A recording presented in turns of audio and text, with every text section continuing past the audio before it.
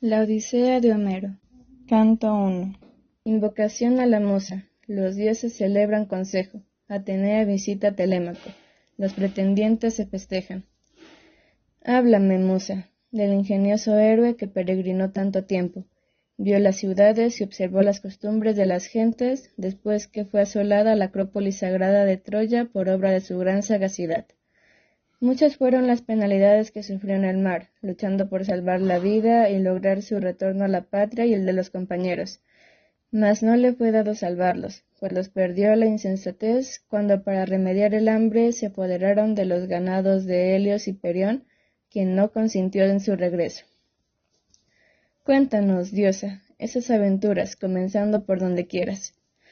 En aquel tiempo habían llegado a los hogares todos los que se habían librado de la muerte en la guerra o en el mar. Solo Ulises continuaba ausente, anhelando volver, como lo deseaba la esposa que le esperaba. Mas el héroe se hallaba retenido en las profundas puertas de la ninfa Calipso, diosa augusta que pretendía hacerlo su esposo con ardiente insistencia. Y cuando, transcurridos los años, llegó la hora señalada por los inmortales para el regreso de Ulises, le aguardaban nuevas pruebas en Ítaca entre los suyos. Si bien todos los dioses se compadecían de él, Poseidón seguía persiguiendo con implacable rencor al héroe, hasta que pudo llegar a su patria.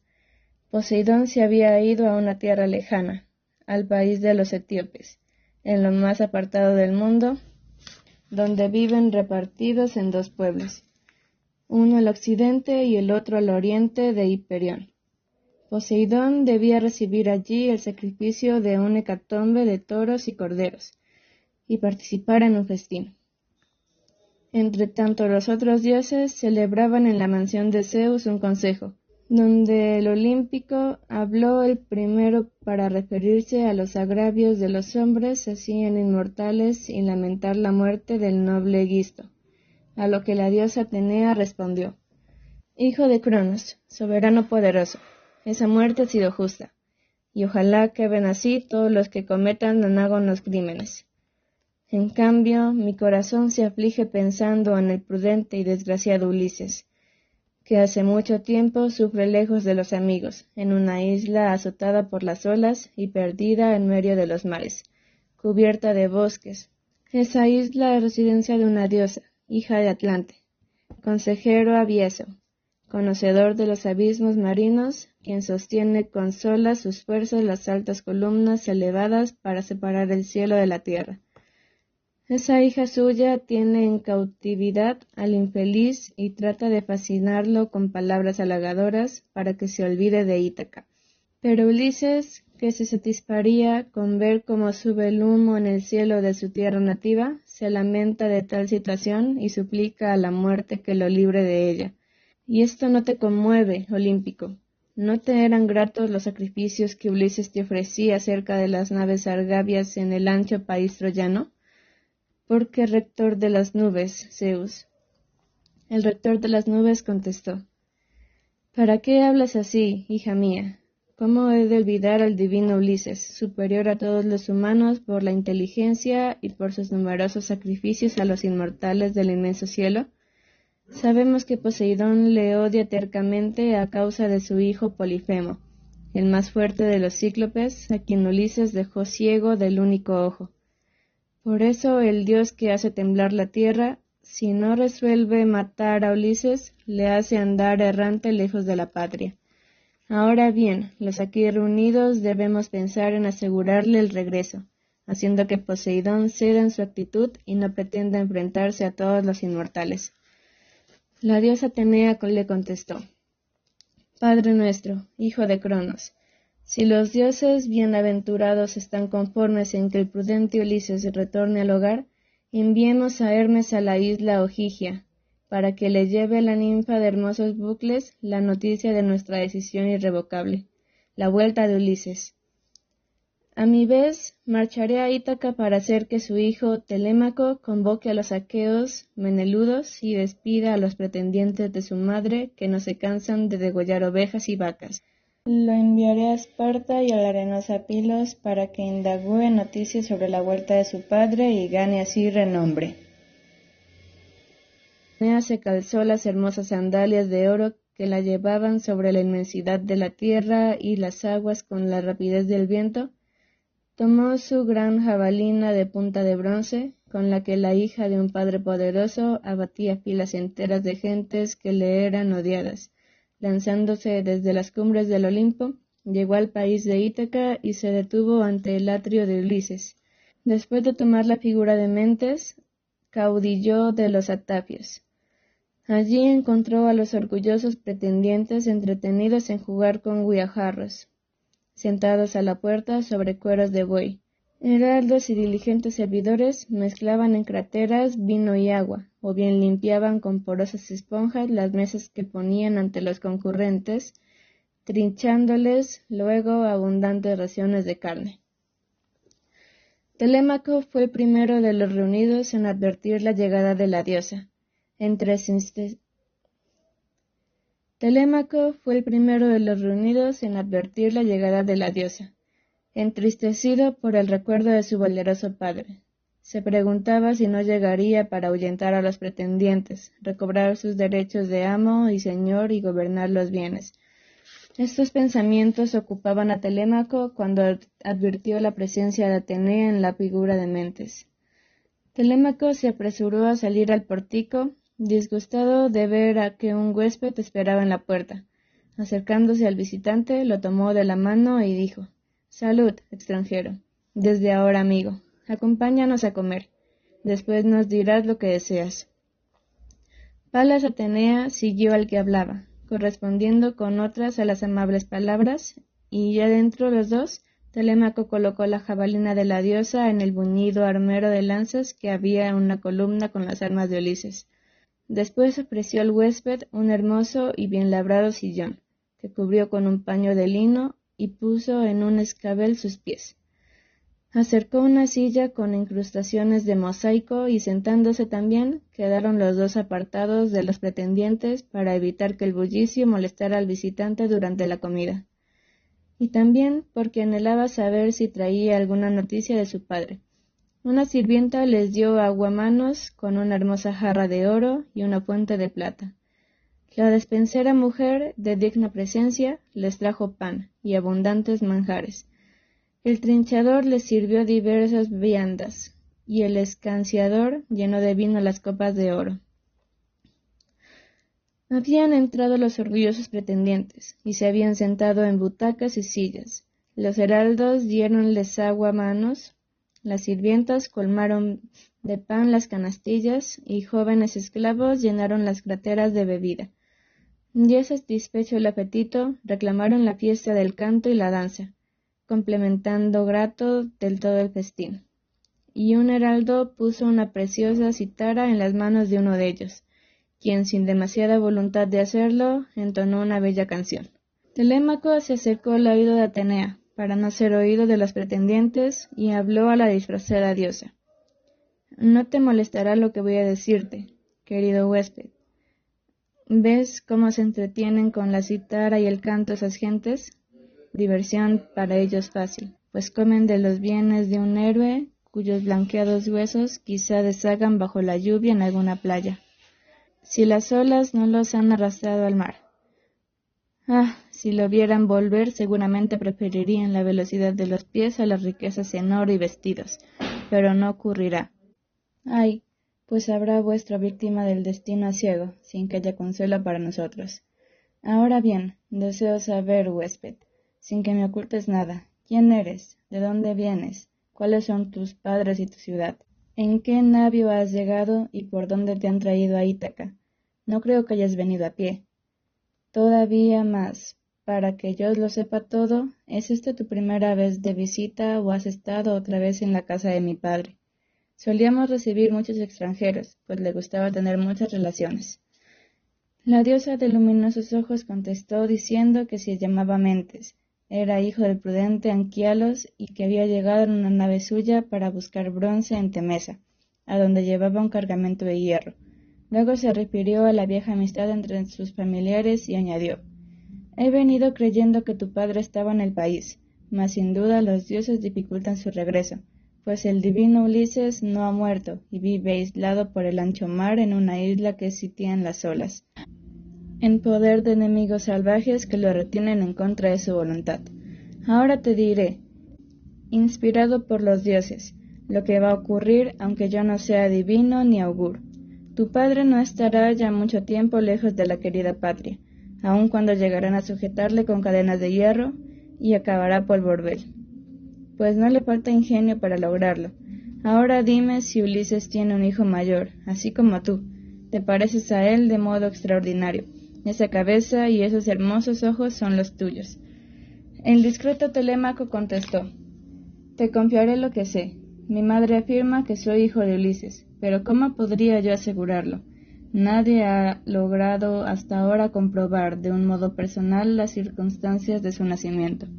Ojalá descienda de un hombre feliz que llegue a la ancianidad, en el disfrute de sus bienes, y no de alguien que sea víctima de un destino infausto.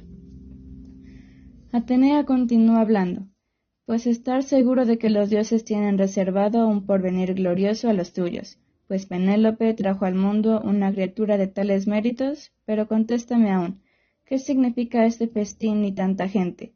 ¿Se trata de un banquete o de una boda? Pues es algo que más de una simple reunión para ir de campo. Encuentro desmedida la actitud de estas gentes, que abusan de la casa con una insolencia que indignaría a cualquier hombre sensato. El prudente Telémaco le enteró de lo que ocurría en la ausencia de su padre, cuya muerte no le habrían producido un disgusto mayor. Si le hubiera ocurrido en el país troyano o en brazos de los amigos, en efecto, los numerosos nobles que gobernaran las islas próximas y todos los príncipes de la escaparada Ítaca pretendieran la mano de su madre y, entretanto, se dedicaban a disfrutar de una abundante mesa. A ella le repugnaba tomar un segundo marido, pero tampoco se atrevía a poner fin a esta desagradable y ruidosa situación, que temo acabará también conmigo. Enternecida, Palas Atenea le dijo, entre otras cosas, cómo debes sufrir por la ausencia de Ulises, pesando, además, que su mano fuerte os librara de estos desvergonzados pretendientes. Ojalá apareciera de pronto con su yelmo, como lo vi en nuestra casa, viviendo y pasándolo bien. Había ido a Éfira en un veloz navío y en busca de un venado para sus flechas, y mi padre se lo facilitó por la gran amistad que les unía a nuestra familia. Los dioses decidirán lo que le haya de ocurrir, si ha de volver a su hogar para vengarse de estas gentes o si no lo veremos ya más. Ante esta duda creo que debes decidirte a expulsar a los pretendientes, siguiendo los consejos que voy a darte, a saber, convoca para mañana en el agora a los aqueos para comunicarles tu propósito, invocando como testigos a los dioses. Requiere luego a los pretendientes para que se vayan. Convence a tu madre de que, si desea casarse nuevamente, se vuelva antes a la casa paterna. Y pide a los aspirantes a su mano que piensen en los regalos que están dispuestos a ofrecerle. De tu lado, he aquí lo que debes hacer. Prepara la mejor de tus naves con 20 remeros y vete en busca de tu padre. Quizá te hable alguien de él o tengas ocasión de oír alguno de los rumores procedentes de Zeus que informan a las gentes. Ya en el mar, dirígete a Pilos, donde podrás informarte del venerable Néstor. Después marcha a Esparta, para entrevistarte con el rubio Menelao, pues fue el último aqueo en regresar. Si aprendes de tu padre, vive, y se halla en el camino de regreso, continúa tu averiguación parcialmente durante 1 año. Aun cuando todo siga aquí mal, si oyes que ha muerto, retorna al país. Erígele un túmulo, hazle las exquisas rituales y busca una esposa a tu madre. Cumplidos estos deberes, cobra decisión y ánimos suficientes, sirviéndote algún engaño o cara a cara. No es tiempo ya de niñerías, pues has pasado de esa edad. En cuanto a mí, debo devolverme al navío para reunirme a los que deben estar impacientes con tan larga espera. Piensa en todo lo que acabo de decirte. Telémaco le contestó: Ciertamente no olvidaré los afectuosos consejos que acabas de darme, como haría un padre con su hijo. Pero no te vayas tan pronto. Si no tienes prisa, espera a tomar un baño y comer conmigo, para que te vayas con el corazón alegre. y también con un buen presente, según debe hacerse con los huéspedes estimados para que los guardes como recuerdo. Atenea, la diosa de ojos radiantes, observó: «No me retengas, pues ya debo irme. Ya me darás en otra ocasión el regalo de tu bondad», me ofrece, y que al saber responder, un día con otro análogo. Dichas estas palabras, Atenea se elevó en el aire como el pájaro que desaparece ante nuestra mirada, después de haber comunicado audacia al ánimo de Telémaco, quien ahora tenía aún más presente a su padre. Reflexionando sobre lo ocurrido, no dejó de meditar, impresionado, si había recibido la visita de un dios. Inmediatamente se dirigió con paso divino hacia el lugar donde se hallaban los pretendientes. Ya allí vio que estaban sentados y silenciosos, escuchando a la Eda que cantaba la desastrosa vuelta de los aqueos y las pruebas que los habían sometido Palas Atenea cuando se retiraron de Troya. La discreta Penélope, que oía emocionada desde lo alto del palacio el inspirado canto, bajó la escalera enseguida de dos doncellas. Se detuvo a la entrada de la sala, cubierto el rostro con un velo, y dijo llorando al rapsoda: «Ya que sabes otros cantos dulces para los mortales y conoces tantas aventuras de hombres y dioses, regálanos con ellos y que los compañeros te escuchen callados, bebiendo vino. Pero deja este libreto tan triste, pues me desgarra el corazón siempre que lo oigo, desde que vivo en el duelo inconsolable. Tan presente se halla el recuerdo del que amo, el héroe cuya fama es celebrada en el Hade y llega hasta Argos». El prudente Telémaco dijo entonces: «¿Por qué impedir, madre, que el cantor que nos recree inspirado? No es culpa de los Aedas, sino de Zeus, que rige como le place el destino de los humanos sin ventura. Cuidemos, pues, de no disgustarnos con este relato acerca de la funesta suerte de los danaos. Siempre es preferido y más admirado el canto nuevo. Así dispone el ánimo para escucharlo. No solamente Ulises quien no logró regresar de Troya, donde muchos hallaron la muerte. Ahora, madre, vuelve a tus habitaciones. Ocúpate en tus labores de telar en la rueca. Manda a las esclavas que atiendan a las tareas. El hablar y el decidir son asuntos de los hombres, mío en este caso, pues soy aquí el señor». Sorprendida Penélope por estas palabras, se volvió a su cámara, llevando el corazón en las juiciosas advertencias del hijo, y ya retirada se entregó al llanto por su esposo Ulises, hasta la hora en que Atenea acarició sus párpados con el dulce sueño. Los pretendientes seguían con su alboroto en la sala, invadida ya por las sombras, desazonados por el deseo de seguir a Penélope hasta el lecho. El prudente Telémaco tomó ahora la palabra. «Pretendientes de mi madre, hombres sin freno en la insolencia, disfrutemos de los placeres del festín sin gritar, que es cosa grata escuchar a una Eada cuya voz iguala a la de los dioses. Pero cuando amanezca reunámonos en el ágora, pues el deseo comunicarnos mi decisión de que dejéis esta casa y busquéis la alegría en otra parte y a cargo de vuestros bienes, invitándoos por turno y unos a los otros, más si encontráis preferible y ventajoso carga sobre el patrimonio de una sola familia, hacedlo. Yo elevaré mi protesta a los dioses eternos para que Zeus decida castigaros, de modo que acaso un día hallaréis aquí mismo la muerte, sin que nadie acuda a vengaros». Al oírle hablar así, se mordieron los labios admirados de la decisión que se había expresado. Sin embargo, uno de los pretendientes, Antino, le replicó: «Sin duda, Telémaco, los dioses te han movido a levantar la voz y hablar como lo has hecho, pero ojalá el hijo de Cronos no decida llevarte jamás al trono de Ítaca, rodeada de agua, aunque ella te corresponda por ley de herencia». Telémaco no tardó en contestarle: «Aunque te moleste, diré lo que pienso. Ciertamente me agradaría este reino si Zeus me lo confiase, pues no creo que sea el peor destino reservado a los hombres.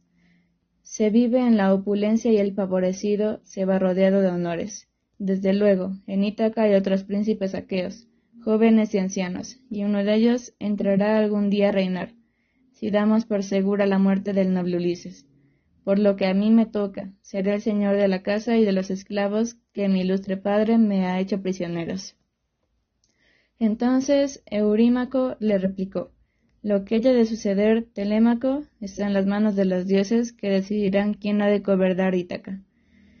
Bien está que goces de tus bienes y mandes en tu casa sin que nadie te prive violentamente del patrimonio. Pero deseo preguntarte, pues te muestras tan decidido, ¿quién era el visitante de hace poco? ¿De dónde venía y de qué país dice ser? ¿Cuáles son su familia y tierra natal? Y si te ha comunicado alguna noticia de tu padre, o ha venido a reclamarte alguna deuda, qué pronto se fue, sin darnos una ocasión de conocerlo. No tenía mal aire ese huésped tuyo. Telémaco contó brevemente lo poco que sabía del visitante, después de referirse al temor de que su padre no había de volver y a su desconfianza de las profecías reveladas por los adivinos llamadas por su madre. Telémaco, al hablar del visitante, ocultaba que había reconocido en él a una diosa inmortal. Los pretendientes entregados a los deleites de la danza y el canto continuaron entretenidos hasta que llegó la oscuridad noche. Solo entonces se retiraron fatigados a los respectivos hogares, para descansar.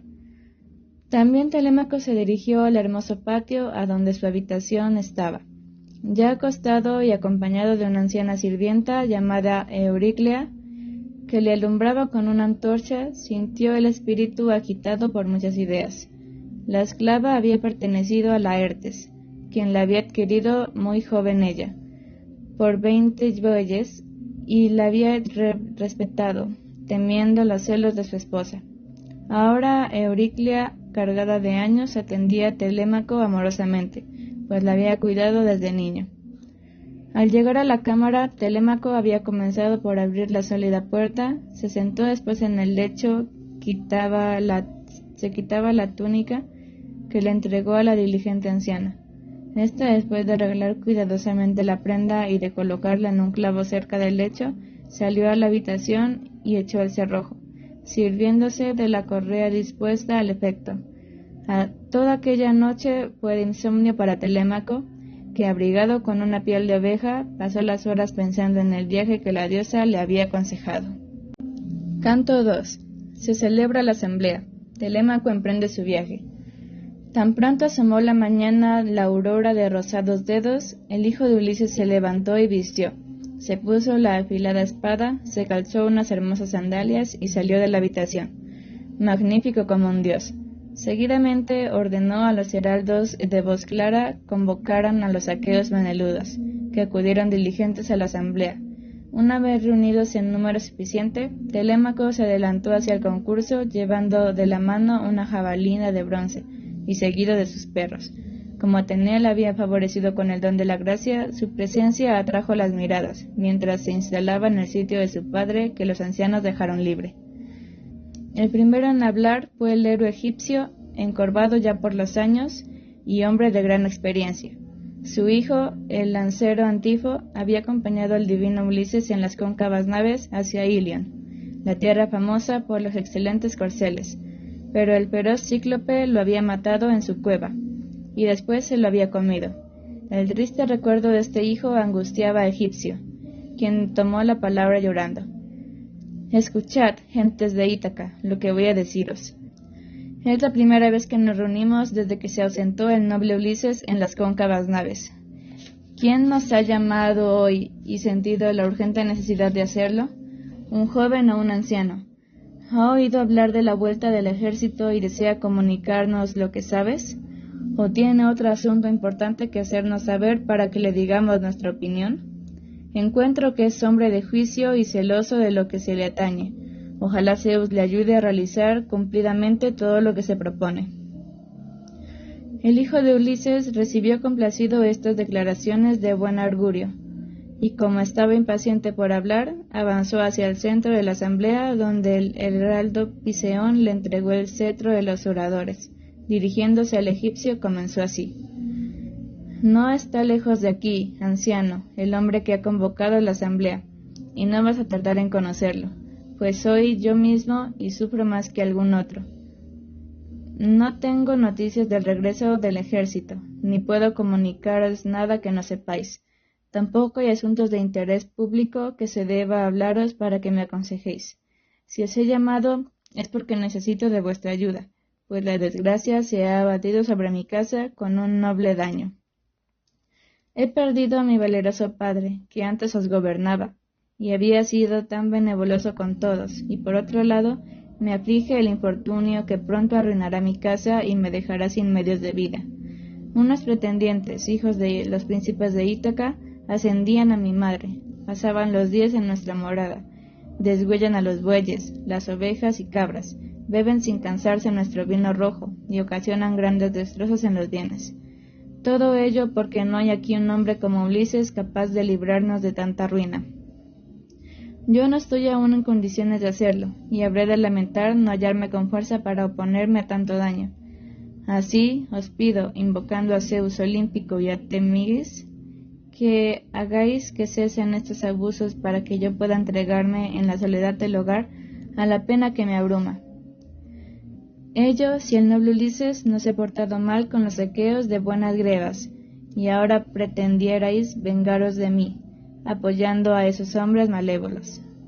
De no evitarlo, sería preferible que el pueblo aprovechara mis riquezas, ya que en ese caso algún día llegaría yo a recibir una compensación y recuperar lo perdido después de reclamarlo. Telémaco, dominado por la cólera y arrasados los ojos entre lágrimas, tiró el cetro al suelo, moviendo a piedad a todos los presentes que, silenciosos, no se atrevían a replicarle. Si no fue Antino que le habló así: ¿Qué has dicho, Telémaco, con palabra infamante y desmedido atrevimiento? Pretendes deshonrarnos, pero ¿quién es el responsable de lo que sucede? Lo es tu madre y no los pretendientes, ya que no hay mujer que le aventaje un disimulo. 3 años han pasado, y pronto será el cuarto en que se burla de los aqueos cuyas esperanzas sabe mantener con promesas y mensajes, aun cuando sean otras sus intenciones.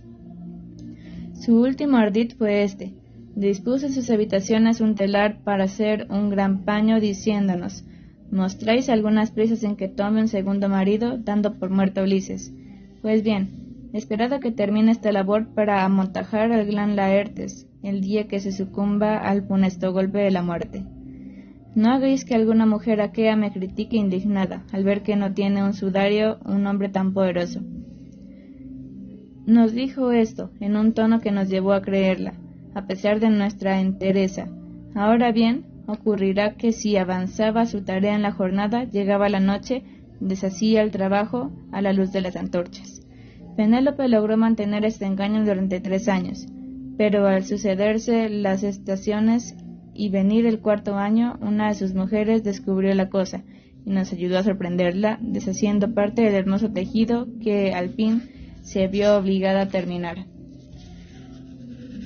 Mal de su grado, esto es, Telémaco, lo que te contestan los pretendientes para que sepas la verdad y la conozcan todos los aqueos.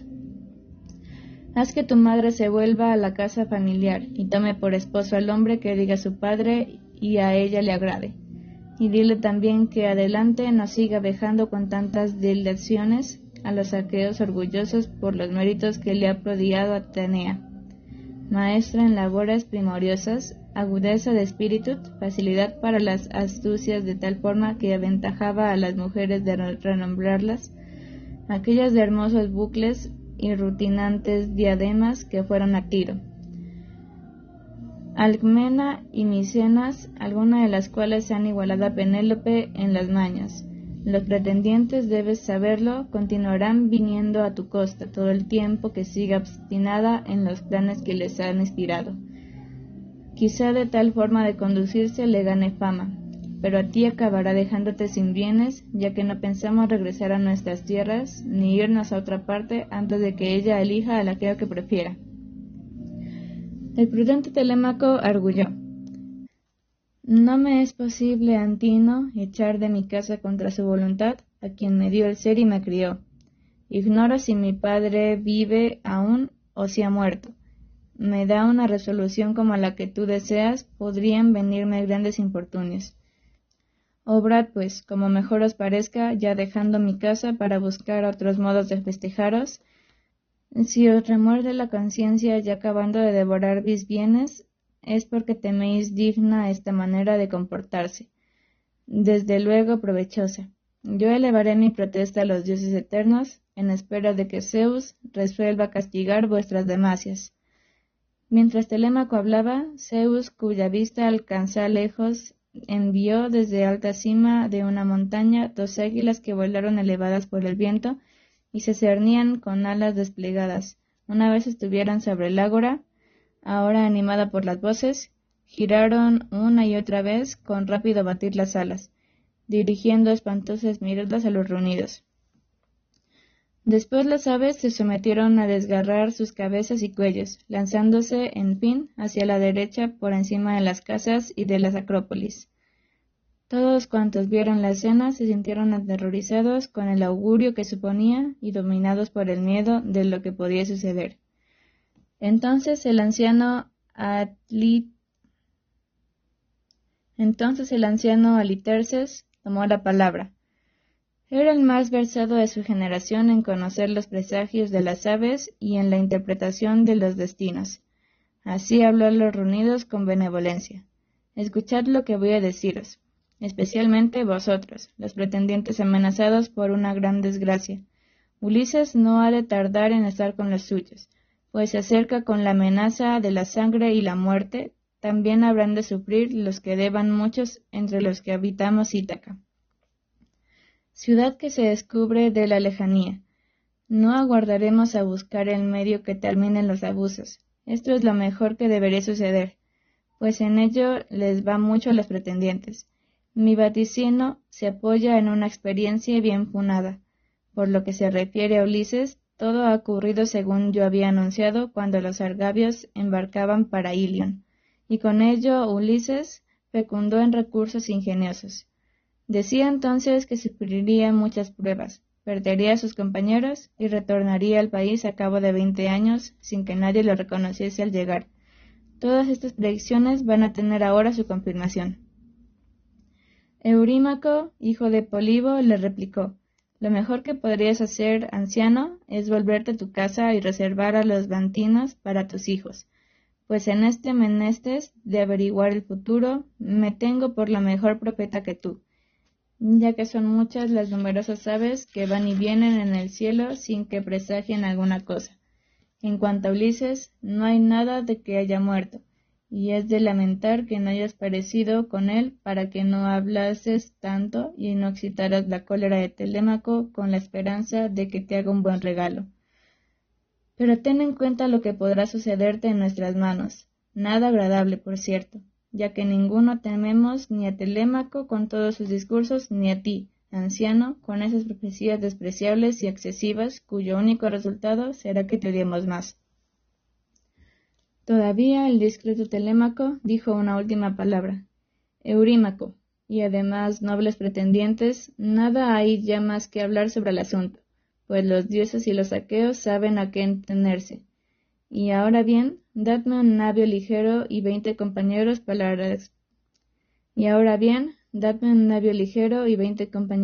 la expedición que me propongo hacer. Iré a Esparta y el arenoso Pilos con el plan de informarme sobre el regreso de mi padre ausente hace largo tiempo. Quizá alguien sepa de él, o acaso llegue a mis oídos un mensaje de Zeus como suele ocurrir. Si averiguo que mi padre vive y ha de retornar, seguiré buscándolo durante 1 año, sin cuidarme en ese tiempo de la ruina de mis bienes. Pero si me dicen que ha desaparecido y muerto, regresaré enseguida para dedicarle un túmulo y hacerle las exquisas que serían debidas. Hecho esto, daré a mi madre un nuevo esposo. Al sentarse Telémaco, se levantó Mentor, compañero del irreprochable Ulises, a quien había confiado su casa al embarcarse de modo que le obedecieran los suyos y se compensaran sin merma los bienes. Siempre benévolo habló así: escuchad, itaquenses, lo que voy a deciros, comenzando por preguntarme, ¿de qué le sirve a un rey empuñar cetro y, obediente a la bondad y a la clemencia, manifestar en el gobierno sentimientos de equidad? Más vale a lo que le viene sucediendo que sea cruel e injusto, pues veo que nadie recuerda al divino Ulises y su dulzura paternal. Pasa que los pretendientes sean orgullosos y se dejen llevar de la violencia y de sus perseveridades, pues al hacerlo arriesgan las cabezas por abusar de los bienes de Ulises. Seguro que no volverá, pero lo que me indigna más es la conducta del pueblo ante lo que sucede, pues ¿cómo es posible que lo vean sin decir una palabra, sin reprobar el comportamiento de los gorrones, haciendo que cesen en los excesos? Y sin embargo, vosotros sois los más. Pronto saltó Leócrito gritando: Insolente Mentos, ¿qué locura es esa? ¿Te atreves a excitar al pueblo contra nosotros? Si el mismo Ulises se presentase y se le ocurriera expulsar a los nobles pretendientes de su esposa, acabaría por lamentarlo, viendo que pagaba con su muerte la tenacidad de enfrentarse a numerosos adversarios. No has hablado como debías, y así procede que os retiréis lo que no me escucháis, y cada uno vuelva a sus asuntos. No os preocupéis por Telémaco, pues en los preparativos del viaje tendrá la ayuda de Mentor y Eliterses, compañeros que le fueran de su padre. Bien que seguramente tardará en salir de Ítaca, quedándose ese viaje en uno de los tantos proyectos. Seguidamente, Leócrito disolvió la asamblea y se dispersaron los reunidos, que se fueron a sus casas, mientras los pretendientes regresaban a la del divino Ulises. Telémaco se dirigió a la orilla del mar, se lavó allí las manos e invocó a la diosa Atenea.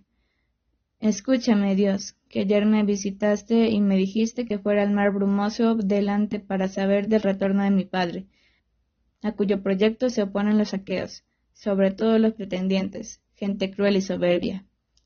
Atenea respondió al llamamiento, apareciendo en la figura y con la voz de Mentor, que le dijo: No te faltará en el porvenir, Telémaco, valor ni prudencia, si has heredado el ánimo que tenía tu padre al obrar y al hablar.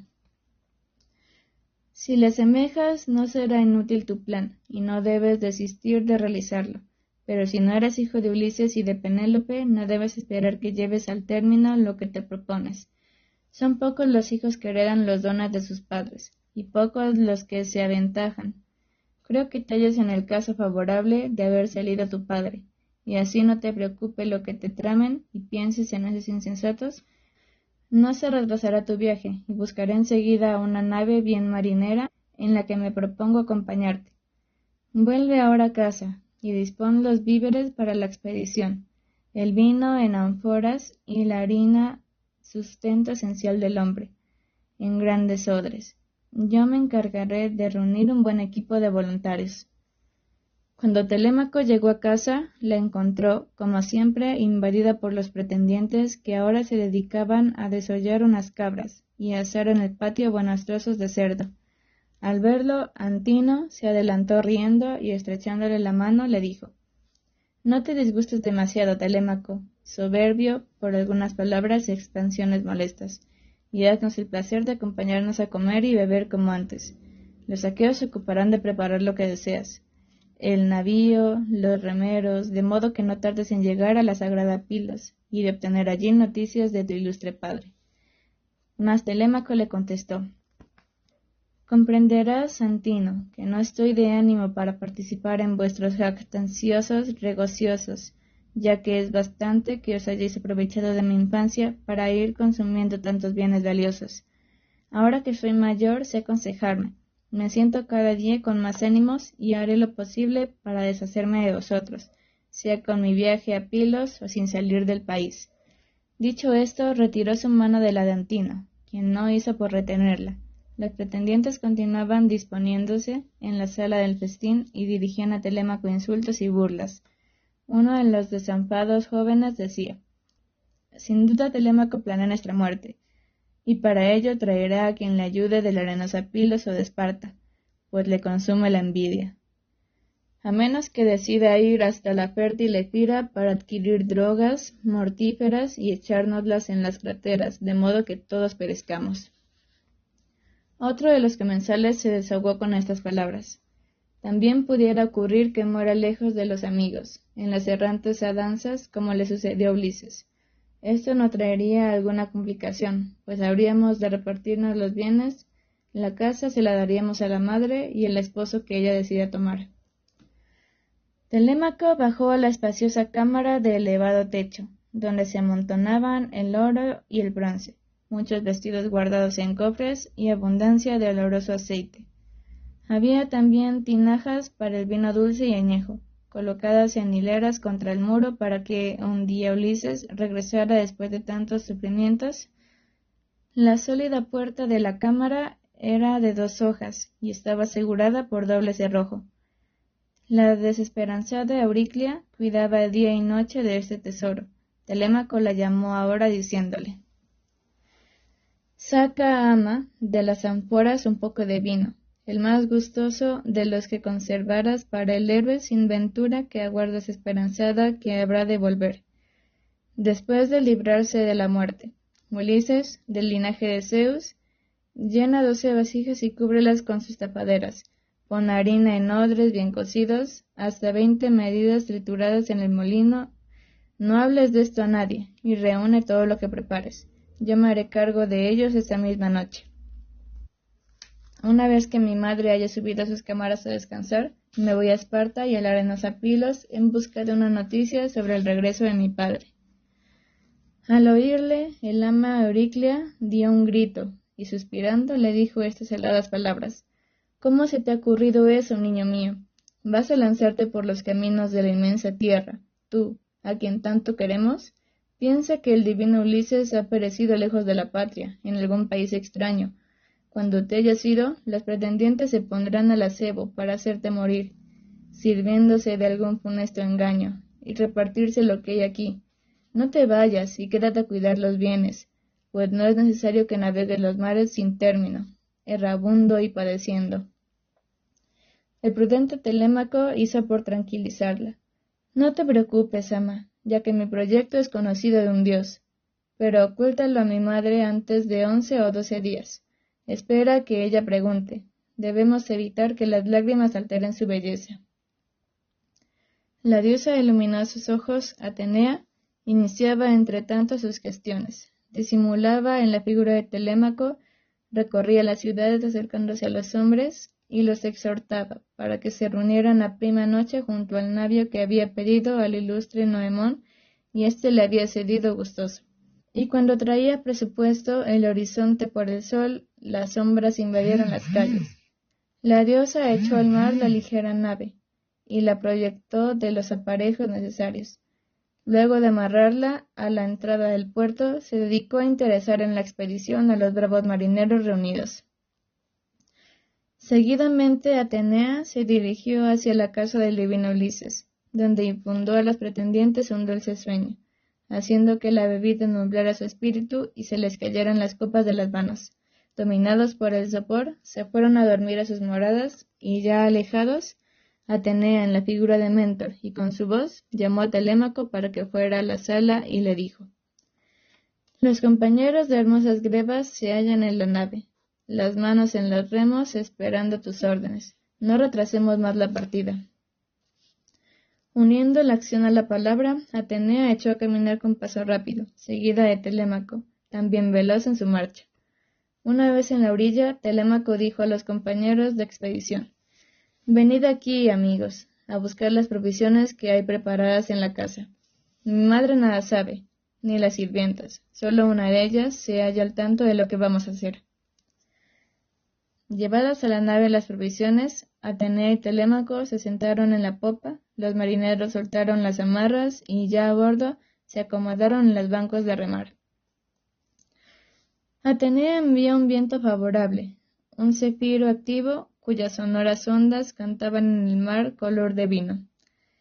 La tripulación, obediente a las instrucciones de Telémaco, había dispuesto el mástil y las velas que, hinchadas por el viento, hacían avanzar la nave, mientras el oleaje chocaba en la proa y la espuma estallaba ruidosa bajo la quilla. Cuando el aparejo estuvo en marcha, los expedicionarios llenaron de licor las crateras, hicieron las costumbres libaciones a los dioses eternos, principalmente a la hija de Zeus, la Virgen de mirada toda luz, durante la noche, y cuando llegó a la aurora, el bajel seguía mar adelante. Canto 3. Atenea y Telémaco llegan a Pilos y se entrevistan con Néstor. Continúa Telémaco su expedición. Abandonando el mar espléndido, subió el sol en el firmamento para alumbrar a los dioses inmortales, también a los hombres de la tierra provida del trigo. La nave de Atenea y Telémaco llegó a Pilos, donde a esa hora las gentes hacían un sacrificio de toros negros ofreciendo al dios que se temblara el suelo, de sombría caballera. Atenea desembarcó la primera, seguida de Telémaco, a quien le habló así: Debes sacudir, Telémaco, la timidez. Has navegado hasta aquí para saber de tu padre. Vete enseguida a la casa de Néstor, domador de caballos, para que nos comunique sus pensamientos. Pídele que te diga toda la verdad, y puedes estar seguro de que así lo hará, dada su gran discreción. Telémaco replicó: Dime, Mentor, ¿cómo he de proceder? Pues no tengo experiencia en las artes de persuadir, y un joven teme siempre hablar a un anciano. La diosa lo animó diciéndole: Ya verás, Telémaco, cómo encuentras las palabras justas para comenzar. Alguien te inspirará luego las siguientes, pues no has nacido ni has sido criado con la voluntad de los dioses. Poco después llegaban a la asamblea de los pilíos, donde Néstor estaba sentado con los hijos. Los compañeros preparaban cerca de ellos el festín, cociendo trozos de carne o ensartándola en los asadores. Tan pronto como advirtieron la llegada de los extranjeros, se adelantaron a recibirlos, invitándoles a sentarse. Pisístrato, hijo de Néstor, se acercó a Telémaco y a Atenea, lo tomó de la mano y le hizo acomodarse en las blandas pieles tendidas en la arena entre su hermano Trasímedes y el padre de ambos, sirviéndoles enseguida algunas porciones de las reses sacrificadas y el escancio vino de una copa de oro, que le dio a la transformada Atenea, y éste pasó a Telémaco, cuya juventud obligaba a este orden de preferencia. Satisfecha Atenea por la distinción, elevó a Poseidón una ardiente súplica con la copa en la mano. Escúchame, Poseidón, que rodea las tierras con las aguas marinas, y no niegues a nuestra empresa que el éxito deseamos. Otorga antes que nada a Néstor y sus hijos los bienes que merecen, y conceda a los otros pilíos tu protección en recompensa de la gran hecatombe que te han hecho. Permite, en fin, que Telémaco y yo podamos volver a nuestro país después de conseguir lo que nos hemos propuesto, viniendo a este lugar en el rápido y negro navío. Hechos los actos rituales, Atenea dio la copa a Telémaco, quien dirigió al dios una plegaria análoga. A continuación, asadas las viandas, se celebró un magnífico banquete, a cuyo final tomó Néstor la palabra. Ahora que nuestros huéspedes han satisfecho su necesidad, es oportuno que les preguntemos quiénes son, si traen algún negocio o si andan errantes por el mar, sin rumbo fijo como los aventureros piratas, jugándose la vida y llevando el infortunio a otros lugares. El prudente Telémaco contestó con la palabra segura, pues Atenea le había infundido ánimo para que preguntase por su desaparecido padre. Voy a decirte de dónde venimos, Néstor, hijo de Neleo, gloria de los aqueos. Procedemos de Ítaca, y el asunto que te hablaré no solo nos interesa a nosotros, sino a las gentes de nuestro país. Mi afán ahora es seguir el eco de la fama de mi padre, saber del ilustre y sufrido Ulises, que un tiempo combatió a tu lado y por cuyo ardid se logró realizar el saqueo de Acrópolis troyana. Pero nadie puede asegurar si ha muerto en tierra, abatido por enemigos o en el mar de las olas de los dioses. Pero nadie puede asegurar si ha morido en tierra, abatido por enemigos o en el mar entre las olas de la diosa Anfítrite. Por eso he venido a abrazar tus rodillas, a fin de pedirte que me hables de su lamentable muerte, si es que la has presenciado o te han contado algo del querido viajero errante. Bien puede decirse que jamás nació de madre hombre tan señalado por la desgracia. No me ocultes nada, movido de tu compasión, dime cuanto sepas, todo lo que hayas visto, en memoria de lo que habéis sufrido juntos. Néstor, el viejo y diestro conductor de barros, le respondió: Has aludido, amigo, a nuestros esfuerzos penosos de ayer en el brumoso mar, y de los combates alrededor de la gran ciudad del rey Priamo. En estas duras empresas aventajó a todos por su ingenio el ilustre Ulises, tu padre, si eres su hijo.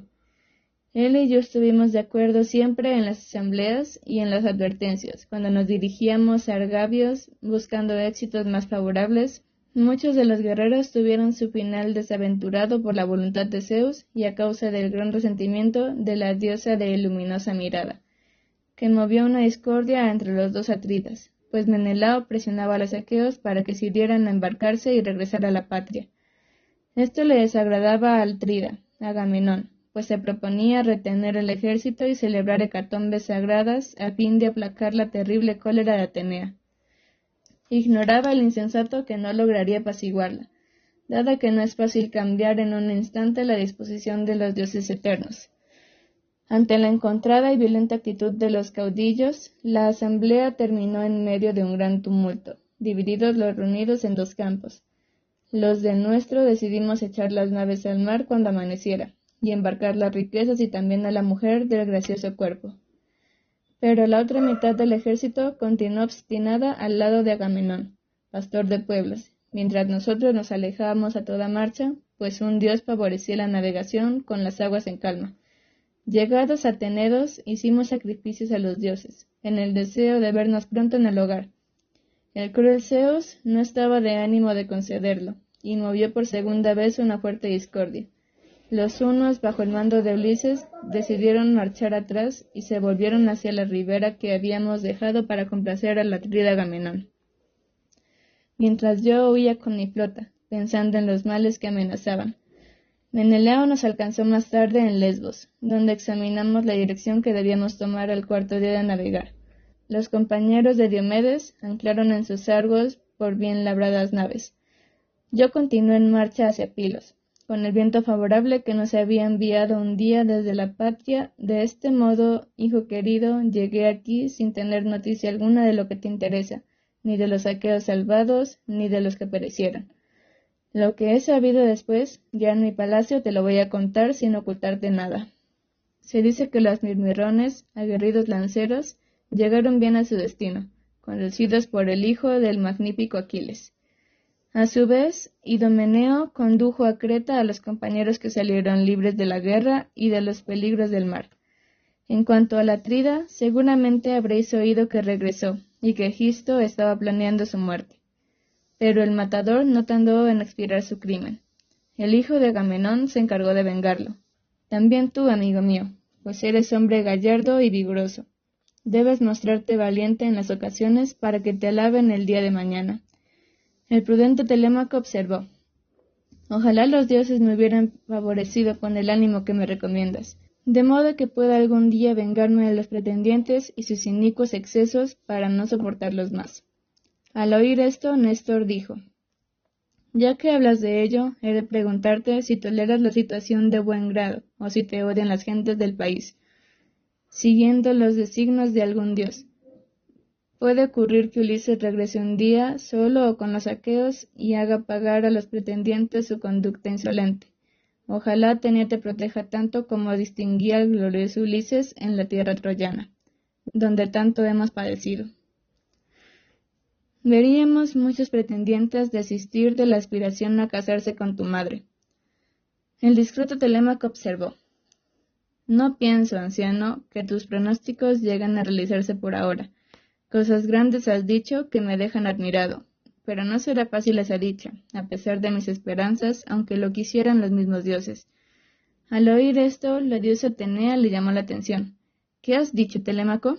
A un dios le es posible salvar a un humano por lejos que se le halle. A lo que Telémaco contestó: no hablemos más de esto.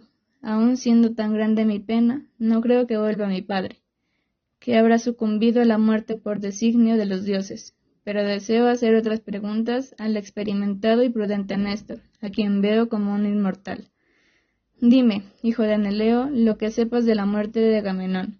¿Dónde se hallaba Menelao, que no evita el crimen? ¿Qué clase de emboscada había tramado la perfidia de Egisto? Néstor le contestó: desde luego, no habría habido piedad para Egisto ni para su cadáver si Menelao llega a tiempo y lo encuentra vivo. Estábamos lejos, ocupados en la guerra, mientras Egisto se aplicaba a seducir a la mujer de Agamenón, la bella Clitemnestra, que al principio se resistía al adulterio, pues era honrada, y la acompañaba un Aeda encargado de ella por Agamenón cuando se marchó a Troya. Ocurrió que la Aeda rindió su vida en la parca, y, una vez sola Clitemnestra, Egisto se la llevó a su casa, lo que ella no repugnaba. Entretanto, Menelao y yo volvíamos de Troya en las naves, mas el dios Apolo decidió enviar una de sus flechas al excelente piloto Frontis, que llevaba el timón, y lo mató. Menelao, a pesar de nuestras prisas, detuvo la navegación para rendir al compañero los honores fúnebres. Pero al continuar la marcha, Zeus decidió oponerse y enviar fuertes vientos, enormes e hinchadas y olas como montañas. Dispersaba la flota. Menelao condujo una parte de ella a Creta, no sin pesos trabajos en la marinería, que se le vio próxima a la muerte, pues muchos navíos se estrellaron contra la escarpada ribera. Solamente 5 de ellos, favorecidos por el viento y la corriente, pudieron llegar a Egipto, en cuyas sierras recogieron gran cantidad de víveres y oro. En cuanto a ti, amigo mío, no estés mucho tiempo lejos de casa con el abandono de los bienes expuestos a la avidez de los hombres, tan insolentes que pueden acabar con todo mientras haces tan largo viaje. Te aconsejo busques sin tardar a Menelao, que ha llegado hace poco de tierras extrañas de donde no temía volver. Los temporales le hicieron extraviarse en un mar tan inmenso que ni los pájaros podrían cruzarlo en un año. A causa de su extensión y los peligros, embárcate con tus compañeros y si quieres ir por tierra, pongo a tu disposición un carro tirado por caballos. Mis hijos podrían acompañarte hasta la magnífica Lacedemonia, donde vive el rubio Menelao. Ruégale que te diga lo que sepa y puedas estar seguro de que no te engañará, siendo como es un hombre de gran lealtad. Mientras hablaban, se había puesto el sol, y venido la noche. La diosa Atenea dijo entonces: Nos has hablado, anciano, según esperábamos de ti, y ha llegado el momento de ofrecer liberaciones a Poseidón y a los demás inmortales, así como ha de pensar en descansar, pues ya es tiempo de hacerlo. Los presentes atendieron a estas indicaciones.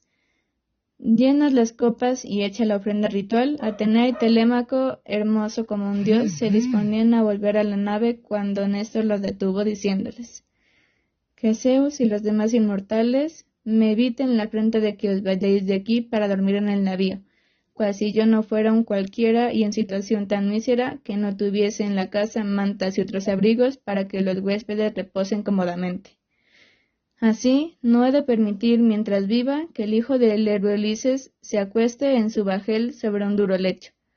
Ya más tarde mis hijos se encargarán de recibir como deben a los huéspedes que llegan a esta casa. La diosa Atenea, de luminoso mirar, replicó: Has hablado bien, querido anciano, y Telémaco debe atender tu deseo y dormir bajo tu techo. En cuanto a mí, me volveré a la nave para tranquilizar a los compañeros y darles las órdenes necesarias. Tengo orgullo ser mayor que ellos, gente joven de la edad de Telémaco que sí nos sigue por amistad. Al amanecer he de ir al lugar de los valerosos caucones a cobrar una deuda antigua y de cierta importancia. Ya que Telémaco se queda en tu casa, haz que uno de tus hijos lo lleve por la mañana hasta la de Menelao, en un carro tirado por vigorosos y rápidos corceles. Dicho esto, Atenea se retiró elevándose como un ave rapaz. Todas quedaron espantados, y el anciano, admirado del prodigio, tomó la mano derecha de Telémaco y le dijo en voz alta: No temo, amigo, que seas un cobarde y débil de carácter, pues ya tan joven te acompaña y guían los dioses, entre ellos la hija de Zeus, la gloriosa trigogénita que distinguía a tu valeroso padre. Oh reina, te pido que seas propicia y nos concedas grata nombradía a mí, a los hijos y a mi honrada esposa. Prometo sacrificarte a una novilla de 1 año y ancha de frente, aún no domada ni hecha al yugo, y ofrecértela después de dorar sus cuernos. Tal fue la súplica del anciano, que Atenea escuchó complacida. Ahora Néstor, seguido de sus hijos y yernos, se volvió al hermoso palacio, donde se acomodaron en asientos y en orden correspondiente a la respectiva condición familiar. El anciano mezcló en una crátera vino dulce añejo de 11 años, y al ofrecer su liberación, elevó un ruego fervoroso a la diosa Atenea. Terminado el acto ritual, y después de beber todos abundantemente, se despidieron con amables palabras, y se retiraron a las respectivas habitaciones.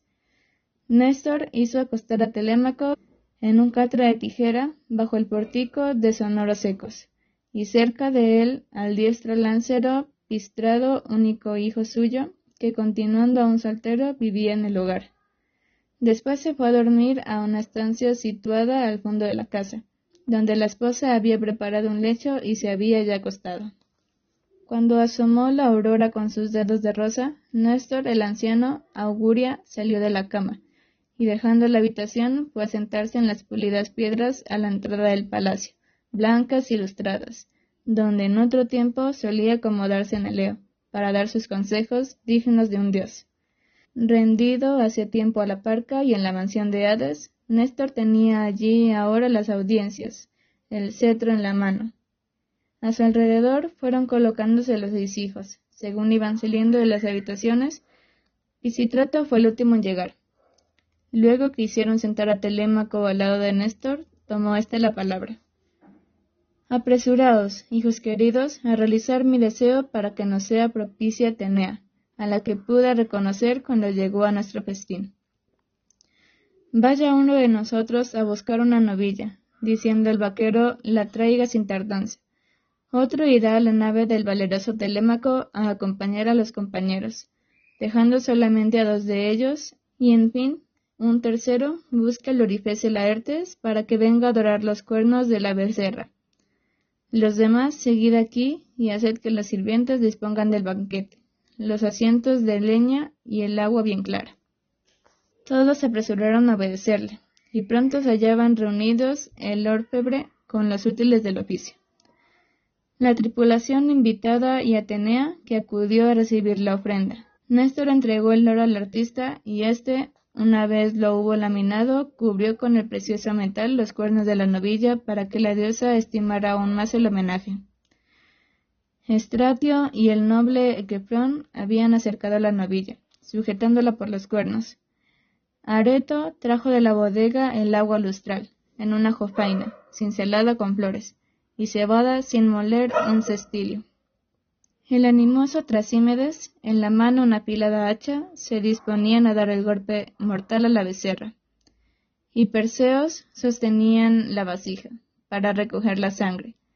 Néstor procedió a la ceremonia ritual, consistente en derramar el agua lustral y la cebada, elevar una ardiente súplica a la diosa Atenea y arrancar el testuz de la res algunos pelos, que echaba en la hoguera próxima. Después, Trasímedes se encargó de sacrificar la novilla con un certero golpe que le partió los tendones del cuello, lo que hizo lamentarse compasivamente a las hijas, nueras y venerable esposa de Néstor. Los hijos y yernos levantaron la novilla victimada y la sostuvieron en alto, mientras Pisístrato procedía a degollarla. Cuando dejó correr la sangre y quedó muerta, se ocuparon de desatarla. Cortaron los muslos, según la costumbre ritual, los cubrieron de grasa y pusieron encima varios trozos sangrientos de carne. El anciano colocó sobre leños, lo regó con vino rojo, mientras los jóvenes vigilaban el asado con los trinchantes de 5 puntas. Una vez que estuvo en condiciones y probaron las entrañas, ensartaron en asadores muchos pedazos de carne. La hermosa Policasta, hija menor de Néstor, llevaba entre tanto a Telémaco a la cámara del baño, y luego de lavarlo y frotarlo con aceite, le puso una hermosa túnica y un vestido suelto. Cuando salió de allí, semejante a un inmortal, fue a sentarse junto a Néstor, pastor de pueblos. Después que terminaron de hacer la parte elegida de la ternera, procedieron a celebrar el banquete. Los escandiores servían el vino en las copas. Cuando hubieron satisfecho su deseo de beber y comer, Néstor les dirigió la palabra. Vengan, hijos, los caballos de hermosos crines y el carro para Telémaco, a fin de que se ponga en camino. Obedecido el anciano, una despensera trajo pan, vino y otras viandas, manjares con que suelen regalarse los caudillos. Telémaco montó en el hermoso carro, acompañado por el hijo de Néstor, Pisístrato, quien tomó las riendas y fustigó a los caballos. Diríase que volaban en la llanura, y pronto dejaron atrás la escarpada acrópolis de Pilos. Todo un día los corceles mostraron que sentían el gullo, y ya iban al sol a su ocaso, dejando que las sombras invadieran las ciudades de Feres. Cuando llegaban a la casa de Diocles, donde pasaron la noche amablemente obsequiados por el dueño. Muy temprano por la mañana siguiente, continuaron el viaje y llegaron sin tardar con la velocidad de los caballos a la llanura fértil en trigo, donde el viaje iba a terminar en otra ciudad que la noche comenzaba a vestir con sus sombras.